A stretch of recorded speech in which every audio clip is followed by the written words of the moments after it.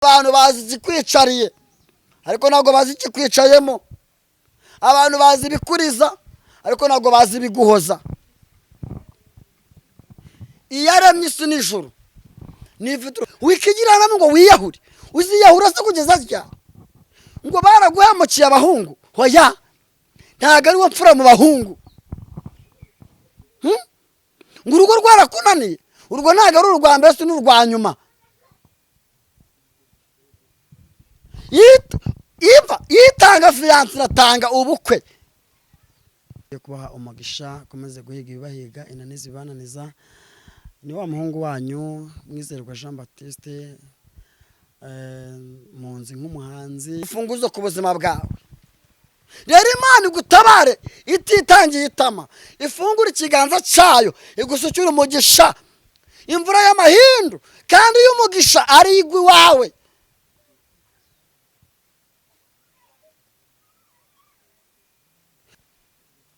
Gupfushije ngo amakwe igihe kinini no, ababukozi bavugiye 9 nawe wavukiye 9. Wikigirira nabi, hoya wikiyangiza, ndakubujije. Kunda kubyina cyane. Imana y'amahoro ikomeze kubaho umugisha, kugurukuno ukomeza kunyereka no kumba bugufiya. Uyu munsi wa none ngarutsanga kugira ngo tuganire ijambo ry'Imana. Hanyuma reka nongeye mbashimira abantu mwese mwakoze subscribe. Imana nibaho umugisha rwose kandi mbebaga mbikuye ku mutima pe. Iyo mu mpaye subscribe biranezeza nkishima, bese nshisha numva muri make. Rero umuntu wese wagize uruhare rwo gukanda subscribe, Imana y'amahoro imumpere umugisha.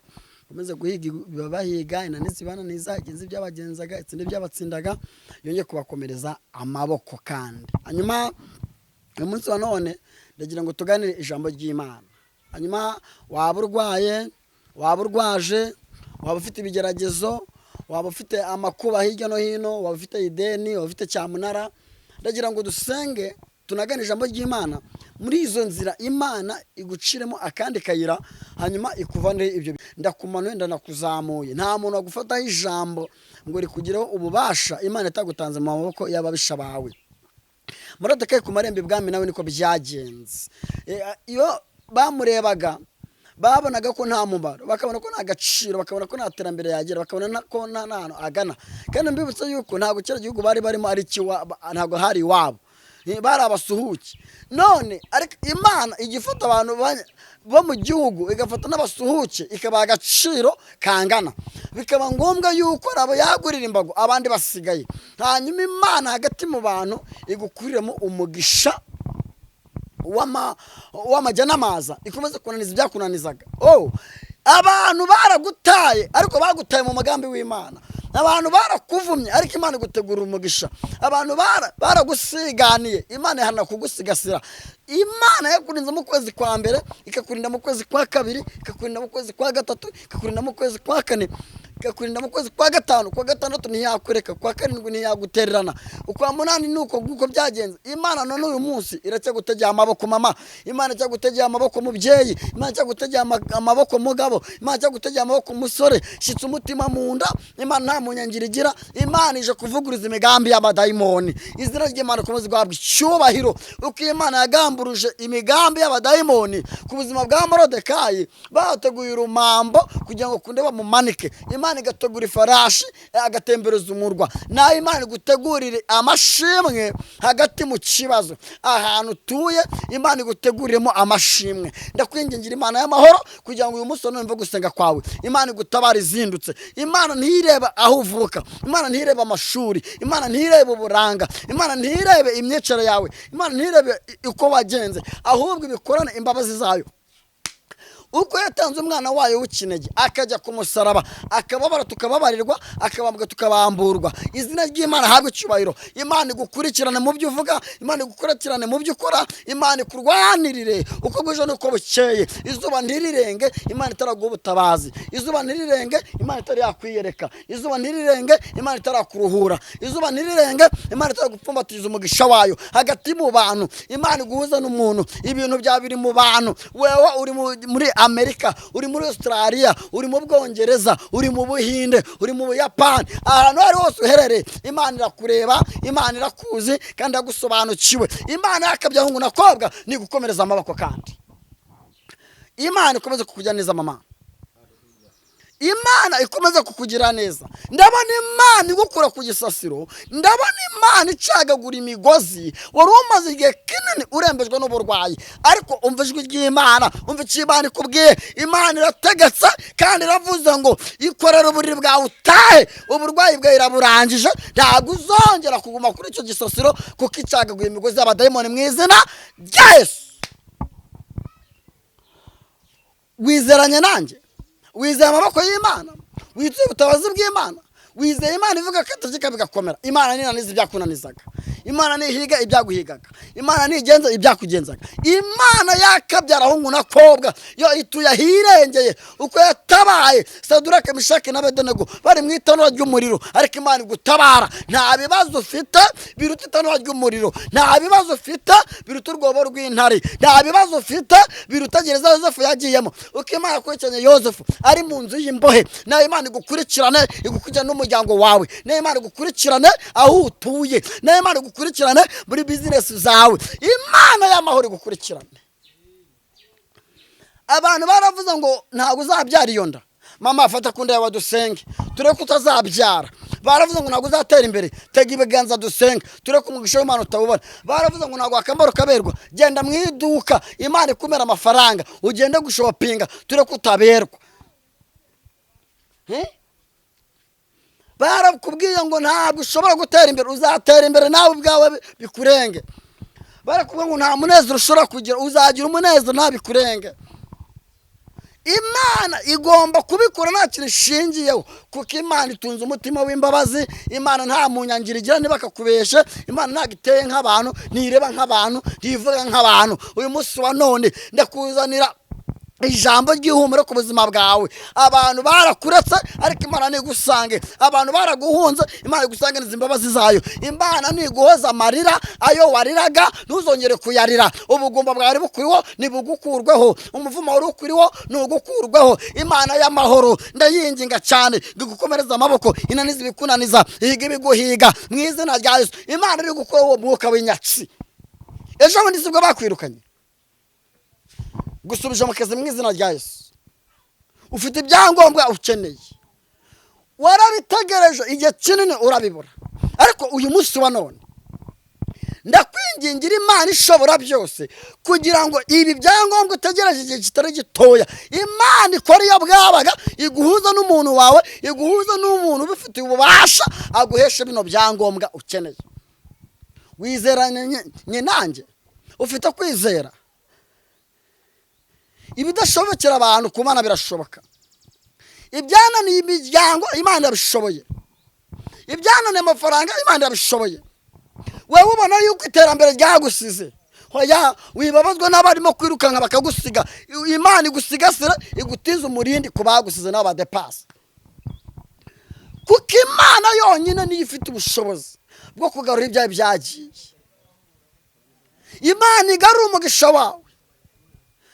Niba ari umugisha w'urubyaro, uwo mugisha Imana uwugarure. Niba ari umugisha w'akazi, uwo mugisha Imana uwugarure. Niba ari umugisha wo kurambagizwa, uwo mugisha Imana uwugarure. Imana gukora umwuka w'uruzerero, umwuka w'amakuba, umwuka w'ibigeragezo, umwuka wo kutumvirwa, umwuka wo kutemerwa, Imana ikuvaneho uwo mwuka mu izina rya Yesu. Tugende muri Bibiliya. Igihe kimwe umukobwa Mariya, marayika aramusura, aramubwira ngo Mariya we itegure ujye gusoma inda y'umwuka wera, igice cya mbere muri Luka n'umurongo wa 34 na 35. Ni ikiganiro yagiranye na marayika. Marayika aramubwira ngo itegure ugiye gusoma inda y'umwuka wera. Mariya aramusubiza ngo ibyo bizabaho bite ko ntararyamana n'umugabo? Nawe ibibazo byawe birahari.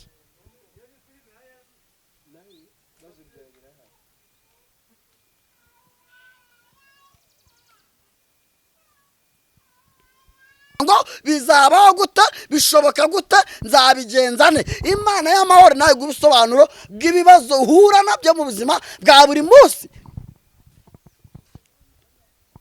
abaza marayika ati ibyo bizabaho gute ko ntaryamana n'umugabo?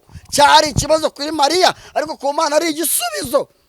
Nawe hari ibibazo wagize, uzi ko ufite inshuti, ariko inshuti ziraguta, inshuti ziragutererana, inshuti ziraguhana. Ariko reka nkubwize ukuri ku ijambo ry'Imana, abo ngabo bagutaye n'ubundi bari inyatsi, abo ngabo baguhunza n'ubundi bari ab'umuvumo, abo ngabo bagusize nta nicyo bari kuzakumarira keretse kukurya utwawe, bakakumaraho utwawe twose, bakagucucura. Ariko ndakwingingira Imana y'amahoro, Imana ishobora byose, giti kiganza amarumbu ikabisamba itarumba, ivuga bikaba, yategeka bigakomera. Imana iguhuza n'igitangaza cyawe, kandi umugisha wawe ubitse hehe? Mu bantu.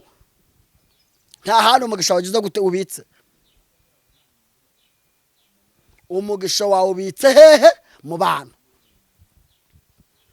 Marayika aramubwira ngo umwuka wera azakuzaho, n'imbaraga z'isumba byose zizagukingiriza. Kuki yamubwiye ngo n'imbaraga z'isumba byose zizamukingiriza? Bishatse kuvuga iki? Hari imbaraga zitugendaho tuzi ko ari iz'Imana, ariko ntabwo ari iz'Imana. Imbaraga z'Imana zo kugezaho ubuzima burahinduka. Imbaraga z'Imana zo kugezaho ugira ijambo. Imbaraga z'Imana zo kugezaho ugira agaciro. Imbaraga z'Imana zo kugezaho urugo rurubakika. Imbaraga z'Imana zo kugezaho nawe uva mu kangaratete ku ruzerero. Imana gukuye mu ruzerero mu izina rya Yesu. Kuko imbaraga z'Imana zagize gute? Zakugezeho. Mu bibazo bya Imana igukingirize, mu makuba ya Imana igukingirize, mu marebe Imana igukingirize, mu bihombo wagize Imana igukingirize. Imana ikurinde abazima babi mu izina rya Yesu. Yakingirije Mariya, nawe igukingirize. Imana yakabyara hungu nakobwa, giti kiganza amarumbu usamba itarumba, ivuga bikategeka bigakomera. Imana nigukingirize.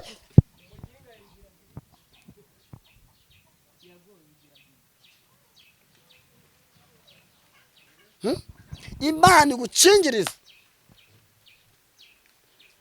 Imana ikurwanirire izuba ritari ryarenga. Igihe kimwe Yosuwa ategeka izuba, ati izuba hagarara. Nanjye ndahagarika uburwayi umaranye igihe mama, nanjye ndahagarika ubushomeri umaranye igihe, nanjye ndahagarika uruzaro rumaranye igihe, nanjye ndahagarika igisuzuguro umaranye igihe. Abadayimoni barakwibasiye, amarira ni menshi, nta gusinzira, nta bitotsi ukigira, ibintu biragutondagira umubiri, uhora uribwa, uhora mu makuba, uhora mu bigeragezo. Ibyawe ni amarira, nawe waganyira, nta wakumva. Ariko uyu munsi wa none Imana ikumvire mu rubyaro, Imana ikumvire ku mugabo wawe, Imana ikumvire muri bizinesi, Imana ikumvire mu izina rya Yesu. Imana ishobora byose, ivuga bikaba, yategeka bigakomera. Imana ihiga ibiguhiga, kandi Imana ikumvira. Imana nigukurikirane. Imana yakurikiranye Yosefu ari mu nzu y'imbohe. Imana ikurikirana Saduraka, Meshaki na Abedenego bari mu itanura ry'umuriro, ntibashya n'agasatsi na kamwe. Nawe Imana igukurikirane, nimara kugukurikirana igarura ibyawe. Imana yabanye na Aburahamu ubwo yamuhaga isezerano yuko azabyara umwana w'isezerano, ariko isezerano riranga riramugerageza, agera aho aryamana n'umuja we, ariko ntabwo byakuyeho umugisha w'Imana. Mama, hari ibyo wanyuzemo, mushiki we hari ibyo wanyuzemo, ariko nta ruhare wabigizemo. Nawe uri umwana nk'abandi, isezerano ryawe riracyahari. Hoya wikigirira nabi, hoya wikikora mu ngo wihemukire, nawe amahirwe yawe aracyahari. Imana itareba uburanga, ntireba igihaga, ntireba umuntu avuka. Imana nigukurikirana umugisha wawe, kuko umugisha wawe urahari. Iyagiriye Aburahamu imbabazi, nawe Imana ikugirira imbabazi. Iyagiriye Dawidi imbabazi, nawe ikugirira imbabazi. Iyagiriye Salomo imbabazi, nawe Imana ikugirira iki? Imbabazi. Mu buryo bwose bushoboka Imana ikugirira iki? Imbabazi. Abantu bikwanga ngo nawe wiyange, abantu bigutuka ngo nawe wituke, abantu biguta ngo nawe wijugunye. Hoya, ntabwo ubayeho kubera abantu, ubayeho kubera imbabazi z'Imana. Ntabwo ubayeho kubera amashyi abantu bagukomera. Hoya, ubayeho kubera ubushake bw'Imana. Abantu bikubeshya, abantu bakwijeje amasezerano y'amahuri, abantu bakubwira ibidashoboka, ariko uyu munsi wa none ibyidashobokera abantu ku Mana birashoboka. ngo hajye ngo usenge ari uko abantu ngo ubahaye amafaranga, no, abo ni abatubuzi n'abatekamitwe. ntabwo umuntu wese ugusengeye uzajya umuha amafaranga, ntabwo amafaranga wazayabona. Icyakora niba ufite impano yo gukora umugisha ukawukora ku bakozi b'Imana, mukoreho umugisha bititwaje amasengesho. nimba ari cyo ugomba kumuha kimuha yitwaje amasengesho. Ibiciro hano hanze biravuze ubuhuha byo kugira ngo abantu basengerwe. Oya, ntabwo ari Imana yaduhamagariye, ntabwo ari cyo Imana yadutumye. uyu munsi abantu bafite ibikomere, abantu barababaye, ariko Imana y'amahoro ihiga ibyaguhiza byose. ndagira ngo dusenge mu kanya gatoya. ufite amadeni arakurembeje, ufite amakuba arakurembeje, ufite ibigeragezo byabaye uruburi, shitse umutima mu nda, ntabwo ugiye ngo usinzire, ufite ibigutondagira mu mubiri, ufite kredi ya banki, amadeni yabaye menshi, inyatsi yarakuzengereje. ndagira ngo dusenge uyu munsi wa none, Imana itanga impinduka mu buzima bwawe. ndagira ngo Imana ikumere imoza amarira abaguhaye induru bagihari. ndagira ngo Imana yakabyara ikurwanirira mu isibo barizwamo, mu mudugudu barizwamo, mu kagari barizwamo, mu murenge barizwamo. Imana ibikorere kwiyubahisha. kandi igihe kimwe umugabo witwa Herode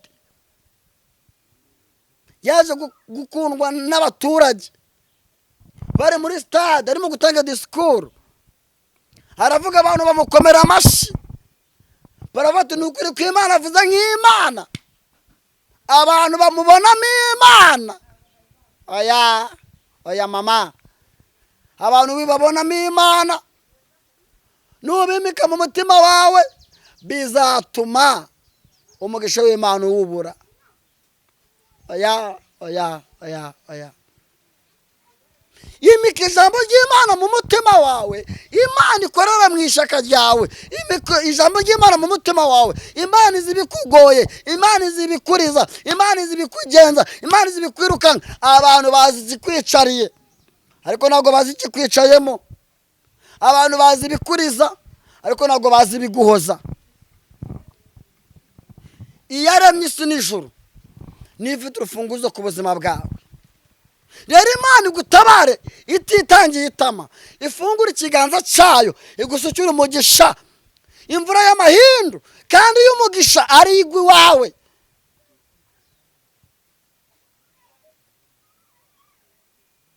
wikigirana ngo wiyahure, uziyahura se kugeza ryari? ngo baraguhemukiye abahungu. oya, ntabwo ari wo mfura mu bahungu. ngo urugo rwarakunaniye, urwo ntabwo ari urwa mbere, si n'urwa nyuma. yitanga fiyanse iratanga ubukwe. gupfushije ngo amakwe igihe kinini, no, ababukozi bavugiye 9, nawe wavukiye 9. wikigirira nabi, oya wikiyangiza, ndakubujije, wikigirira nabi. Imana ikurwanirire, Imana ikwitaho mu byo ukora byose. uherereye hano mu gihugu, urabona ibibazo byarakubanye urusobe, urabona nta cyerekezo cy'ubuzima, nta muntu ugira wabwira agahinda kawe, nta muntu ugira wabwira amakuba yawe, nta muntu ugira wabwira amarira yawe. ariko uyu munsi wa none Imana itegwa agatambaro ko kuguhanagura amarira.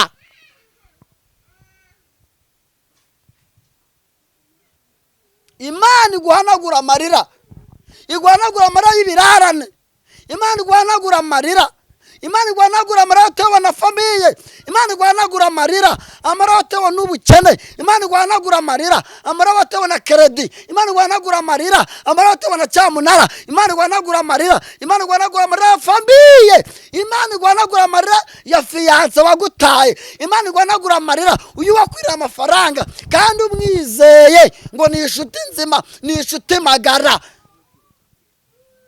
Imana iguhanagure ayo marira yose.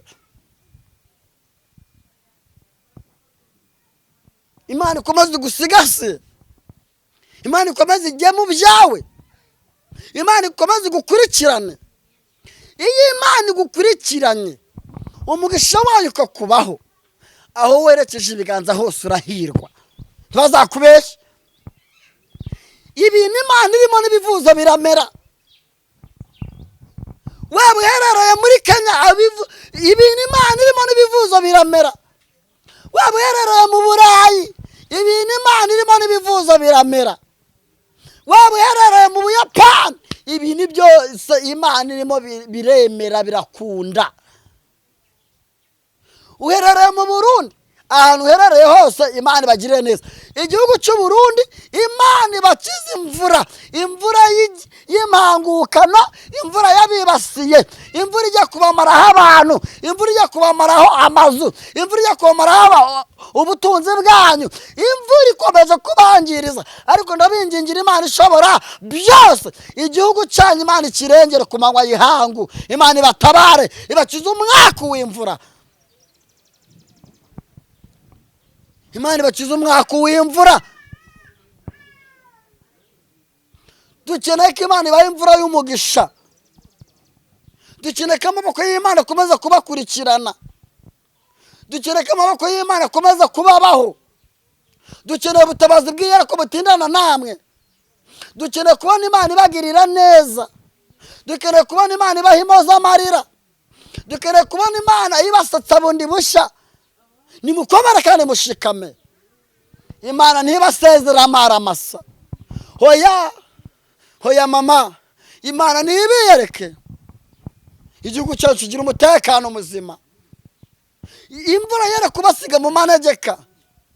Imvura yo kubwana wa yarahise niyo mu Burundi ndayikameje mu izina rya Yesu. Imvura itwara abantu, imvura isenya ibintu. Iyi mvura ndayihagaritse, sengeye abarundi bose aho bari bakagera, aho bava bakajya ariho hose, aho baherereye, haba mu gihugu cyabo cyangwa ku isi yose, ukomeze ufashe abarundi Imana. Mbingingi imana ishobora byose, abarundi imana ikomeze kubagirira neza. Nuko mbingingi imana ishobora byose, ndabataratara imana yakabyara hungu nakobwa, imana ikomeze bafatira amaboko. Imana ikomeze bafatira amaboko abarundi. Iyi mvura imana yigizeyo, iyi mvura y'amakuba, imvura y'ibigeragezo, imvura y'amarira, imana yabakureho. Namwe mugira umutima utuje mujyamo musinzire. Ibiganza byanyu byongere kwakira umugisha, ibiganza byanyu byongere guhirwa. Ntabwo nshaka ko dutinda, ndagira ngo dusenge. Uburwayi ufite bwananiranye, ndagira ngo uyu munsi tubwereke imana, kandi imana irabikora. Nimba wizeranye nanjye, igihe kimwe Yesu yabashije umuntu, aravuga ngo urashaka gukira, amusubiza ngo simfite unjugunya, mbwiye abandi baje ngo bantangamo. Ntabwo ibyo yaramubajije. Nawe vuga icyo ushaka ku Mana, nk'uko ushobora kujya kwa perezida runaka cyangwa ku mwami runaka akubajije ngo ushaka iki, ntabwo wavuga ikintu gifenena. Rero bwira Imana icyo ushaka, kandi ntuyibwire gitoya.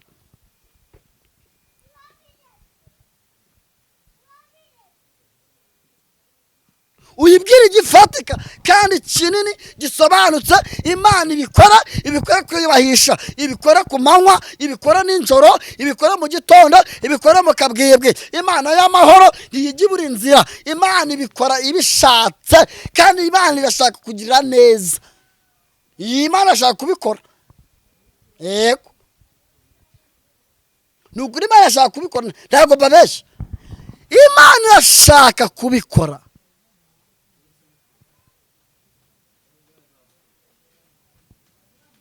Imana irashaka kubagirira neza. Mwebwe mudukurikiranye,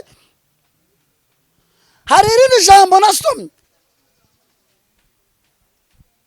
Pawulo na bagenzi be ubwo bari mu nyanja, ubwato bwabo bukora impanuka, ubwato bucikamo kabiri, buhinduka ibisate. Pawulo aragira ati turapfuye turashize, ariko Imana ituma ubwenge, abwira abo bari kumwe, arababwira ngo umuntu wese uzi koga ni yoga, abandi mwiyaranje kutubaho.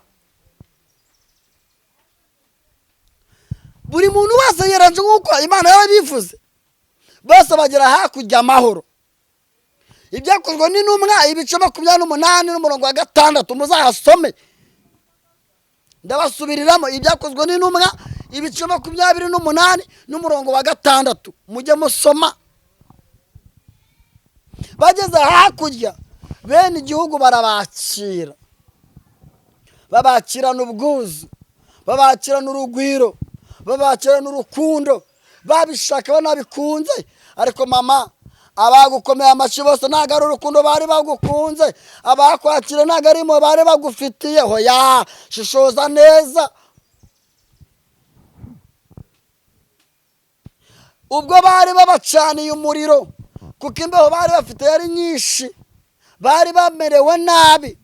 Pawulo abona umuriro ugiye kuzima, aragenda ateranya umuganda w'inkwi kugira ngo wongere ku gicaniro, kugira ngo umuriro ukomeze uzamuke, kugira ngo nabo bakomeze gushira imbeho. Hanyuma muri wa muganda w'inkwi ateruye havamo igikururuka kimufata ku gikonja. Nyumva neza mama, igikururuka cyarakurumye. Ye baba we, tekereza ikintu cyakurumye, tekereza neza, tugiye gusenga. Tekereza ikintu cyakurumye. Hanyuma bene igihugu barabirebye, barabatiza twababwiye ati wa muntu nubwo akize mu nyanja itacu rwa kibera ntimukundira kubaho. Abantu baguciriye imyobo, Imana igucira akanzu. Abantu bavuze ko utazabaho ariko uzabaho. Umwaka wa mbere ubeho, umwaka wa kabiri ubeho, umwaka wa gatatu ubeho, umwaka wa kane ubeho, n'uwa gatanu umare. Ugenda ugera uburambe, ugira uburambe mu buzima. Inzira zawe zose Imana zigira umugisha. Uhumure, inyatsi yaguteye Imana nayo yayiyoboye izindi nzira. Inyatsi igiye kukuvira mu buzima. Barabati twabivuze ati Imana arigiye kubicira mu nyanja, atarike bagira imbabazi barakira, atarike ino ncira ntabwo ari buyicike. Umva icyo agiye kukubwira hano. Abantu bakubona mu bibazo bakagira ngo ntabwo uzabivamo. Abantu bakubona mu makuba bakabona ntabwo azashira. Umunyarwanda yaravuze ngo agatinze kazaza n'amenyo ya ruguru. Agatinze kazaza ni Yesu wabarokore. Rero igitinze kizaza ni igisubizo cy'ubuzima bwawe. Agatinze kazaza ni umugisha wawe. Niba kuvuga, niba kuvume, niba gucira ibico, agatinze kazaza ni umugisha wawe. Hanyuma Bibiliya yatubwiye ngo bamaze umwanya munini, ye baba we, bakibitegereje yuko ari bupfa yakindutse cyangwa ari bubyimbe. Bamaze umwanya munini babona nta kintu abaye, barahindura bati ngo ni Imana. Abantu bahindura amagambo bakuvuze. Imana igukora ibitangaza byivugira kubera umunsi wa none. Abavuze ko utabyara, ari bavuga ko ugomba kubyara, abavuze ko utazakira, ari bavuga ko wakize, abavuze ko uzaba ku gisasiro, abavuga ko wakivuyeho, abavuze ko utazacuza ngo wunguke, bavuga ko ufite amangazini, abavuze ko uri inshuti nzima wagira, bavuga ko ari wowe ufite inshuti nzima. Abagusebeje ari bo bagaruka bavuge ineza y'Imana ku buzima bwawe. Ndagira ngo dusenge, ndagira ngo dusenge.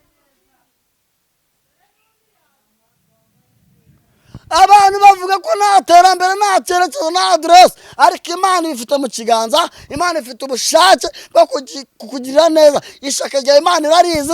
Imana izi intege nke zawe, izi amakuba yawe, izi amarira yawe, izi ibigeragezo byawe. Ndagira ngo tutarenga hano dusenge. Mama, wasanze ari iki cyakurumye? Nakuba ngo utekereza ikintu cyakurumye ku gikonjo, wasanze ari iki cyakurumye? Ese ni ubukene? Ese ni ubugumba? Ese ni ubupfubyi? Ese ni ibihombo? Ese ni ukubura uko ugira?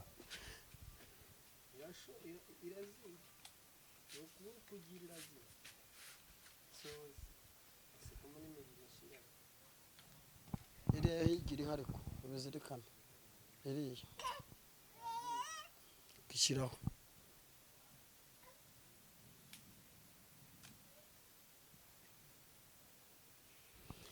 amakuba yawe yose Imana irayazi uko byagenda kose siko bizahora. Amakuba yawe yose Imana irayazi ntabwo ariko bizahora. Nakubajije ngo ni iki cyakurumye?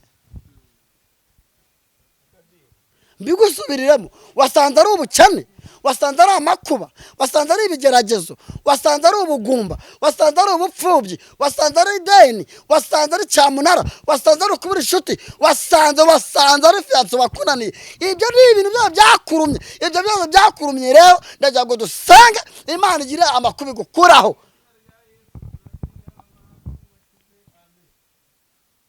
Wizeranye nanjye?